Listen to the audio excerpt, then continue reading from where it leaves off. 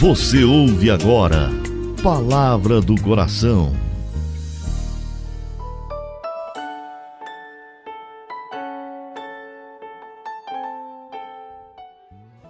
Em nome do Pai, do Filho e do Espírito Santo. Amém. Meu Senhor e meu Deus, eu creio firmemente que estás aqui, que me vês, que me ouves. Adoro-te com profunda reverência. Peço-te perdão dos meus pecados e graça para fazer com fruto esse momento de oração. Minha Mãe Imaculada, São José, meu Pai e Senhor, meu anjo da guarda, intercedei por mim.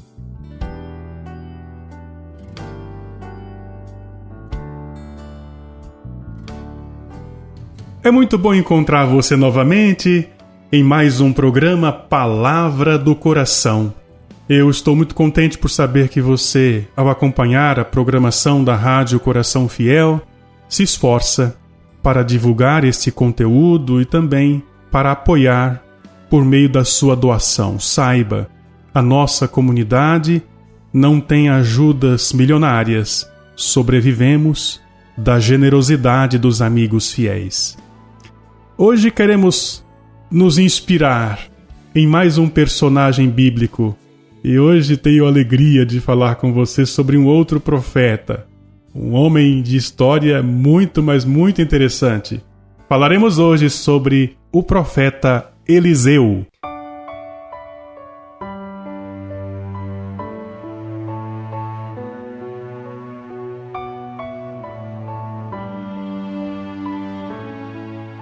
O nome Eliseu significa Meu Deus é Salvação. Eliseu nasceu em Abel-Meolá, no Vale do Jordão, no antigo Israel. E sua profissão? Ele era fazendeiro, proprietário de terras. Com quantos anos morreu o profeta Eliseu? É difícil porque na Bíblia não temos com clareza esta resposta, mas sabemos que ele morreu de uma doença incurável. É muito provável que Eliseu tenha morrido de câncer. Claro que naquela época não existia essa nomenclatura. Pensemos que em muitas coisas a nossa atualidade tem muito mais respostas para situações da vida do que na época da Bíblia. Por exemplo, no Novo Testamento, na Bíblia inteira, quando vemos alguém dizer que fulano tem lepra, poderia não ser lepra, poderia ser vitiligo, poderia ser qualquer outra enfermidade de pele que naquela época eles não tinham conhecimento médico, nem como diagnosticar, né? Hoje sabemos tantos nomes, tem tanto nome de doença que nem eu nem você sabemos de cor, não é verdade? Então, o profeta Eliseu provavelmente morreu de câncer. E a história dele nós podemos ler no segundo livro dos Reis. Por causa dos detalhes da sua vida, podemos presumir que o temperamento de Eliseu era o temperamento sanguíneo. Tem um detalhe interessantíssimo, né? Porque Eliseu é aquele que pediu a Elias que concedesse a ele o dobro do seu poder. E é verdade, viu? Se Elias fez muitos milagres, Eliseu fez o dobro. Eu contei pelo menos 34 milagres de Eliseu na Bíblia. Mas era um homem que tinha um temperamento forte, viu? Eliseu era careca.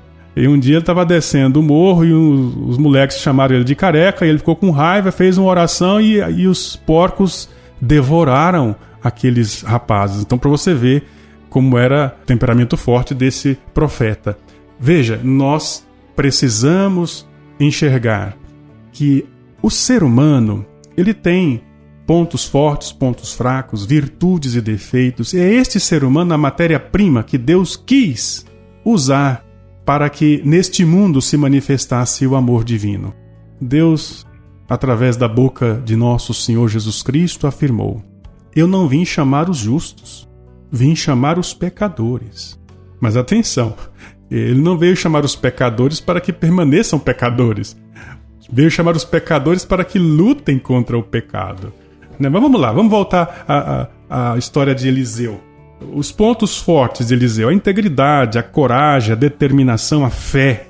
Mas os pontos fracos, eu já citei até pela história, ele era impaciente. Era alguém do estupim curto. E era iracundo. Iracundo quer dizer a pessoa que tinha ira, né? Basta lembrar essa história dos zombadores que chamaram ele de careca e acabaram mortos, né? O que aprendemos com o profeta Eliseu na Bíblia? Bom, antes de tudo, aprendemos que devemos confiar em Deus, obedecer a Deus, imitar as pessoas que têm intimidade com Ele. Eliseu viu em Elias um amigo e alguém que seria capaz de ensiná-lo. É por isso que até o último dia da vida de Elias, Eliseu esteve ao seu lado. Lembre-se que antes de Elias ser arrebatado, quem estava ao lado de Elias era Eliseu. E ele pediu a Elias: eu quero o dobro do teu poder. E Elias disse: se você me vir antes que eu me vá, você receberá o que você está pedindo. E aconteceu que Eliseu assistiu Elias ser arrebatado, e quando o manto de Elias caiu, Eliseu o tomou, e a partir daí, Eliseu recebeu o dobro do poder de Elias. Para você ter uma noção, quando Eliseu morreu, as pessoas trouxeram um defunto, jogaram o defunto em cima do túmulo de Eliseu, e o defunto ressuscitou. Quer dizer, Eliseu fez milagres até depois de morto. Veja, quando confiamos em Deus, quando estamos com Deus, coisas extraordinárias acontecem porque Deus age em nós. Atenção, não é que nós nos tornamos deuses, não é isso. Quando a Igreja Católica canoniza os santos, não está dizendo que o santo deve ser adorado. Nós adoramos somente a Deus, mas o exemplo, as virtudes heróicas dos santos são inspirações para nós. Veja, o exemplo de Eliseu, quando vai visitar aquela viúva que estava no momento de grande carestia.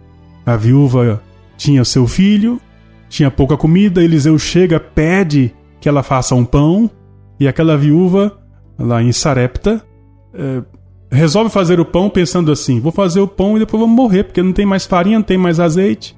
Mas quando a viúva prepara o pão para o homem de Deus, Eliseu, a ânfora de azeite nunca deixou de ter azeite.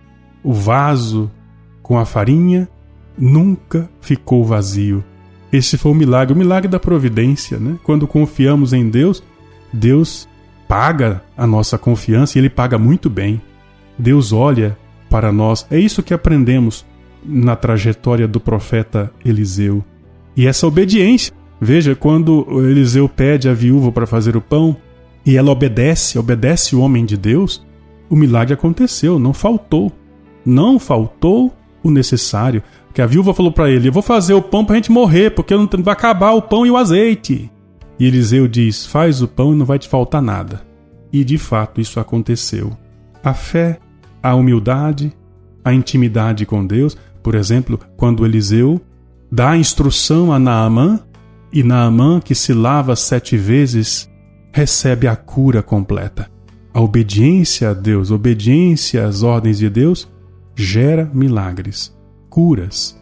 A história de Elias e Eliseu, esses 2 grandes profetas, nos ensinam que precisamos também ter amizade com as pessoas de Deus para que estejamos íntimos de Deus.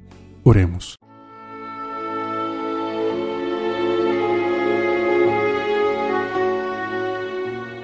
Senhor Deus, Pai Santo, Pai do céu, Pai querido, Pai amado, em nome de Jesus, Teu Filho nosso Senhor, pelas mãos puríssimas de Nossa Senhora, imploramos sobre nós o novo e grande batismo no Espírito Santo.